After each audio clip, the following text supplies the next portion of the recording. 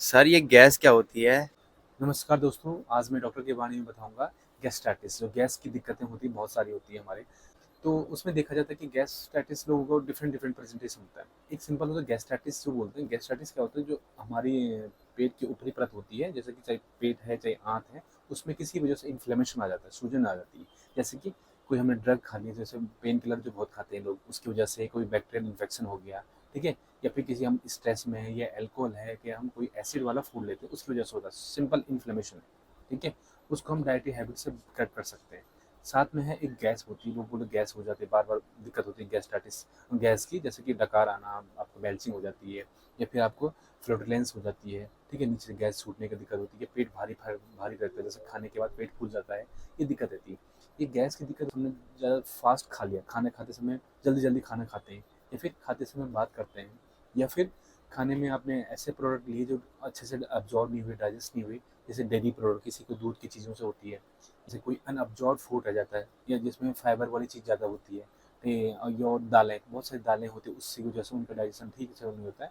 वो फर्मेंटेशन की वजह से हमारे गैस बन जाती है पेट में, किसी वजह से आंत में, या हमारे जो आंत वाला ट्रैक्ट है वहीं पर, उसमें गैस का, ईयर का आना ही आपका गैस होता है। साथ में होती है peptic ulcer disease. Peptic ulcer disease जो होती है, बड़ा फॉर्म है गैस्ट्राइटिस का, और अल्सर जो जब हमारी आंत में कहीं भी अल्सर बन जाता है, वो एक बड़ी बीमारी है। इसी वजह से, जैसे कि इन्फेक्शन हो गया, कोई स्ट्रेस चल रहा है, कोई इमोशनल स्ट्रेस, या फिर कोई फिजिकल स्ट्रेस है किसी को, या फिर क्रॉनिक एल्कोहलिक है, दारू ले रहा है, या आपको क्या एसिडी फूड ले रहा है, या स्मोकिंग का ये यूज़ कर रहे हैं, या फिर हम बहुत सारे टी का यूज़ कंज्यूम कर रहे हैं। तो बहुत सारे कारणों से हमारा पेट में जो ऊपरी परत होती है, उसमें छिलना शुरू हो जाता है, ठीक है। पेन किलर का बहुत यूज करते हैं, उस वजह से ये bacterial infection, H pylori infection बहुत कॉमनली है, उसकी वजह से हो जाता है। तो उसकी सिम्टम बाद में दिक्कत हो जाती है पेशेंट को, ठीक है। और मैं बताऊंगा इसमें क्या डिफरेंस है मेनली आपको, ठीक है। उसको पता नहीं। देखो, तो मैंने गैस्ट्राइटिस का बोला कि सिंपल क्या है, किसी वजह से पेट में आप सूजन आना है, गैस में किसी वजह से हमारे इंटेस्टाइन में, स्टमक में आपका गैस का आ जाना, ठीक है। चाहे हम जल्दी खाना खा रहे हो, किसी फूड का सही से पाचन नहीं हुआ है, या फिर हम खाते समय बात कर रहे हैं, या कोई हम कोल्ड ड्रिंक वैसे यूज़ करें, जो कि जिसकी वजह से गैस रहती है पेट में।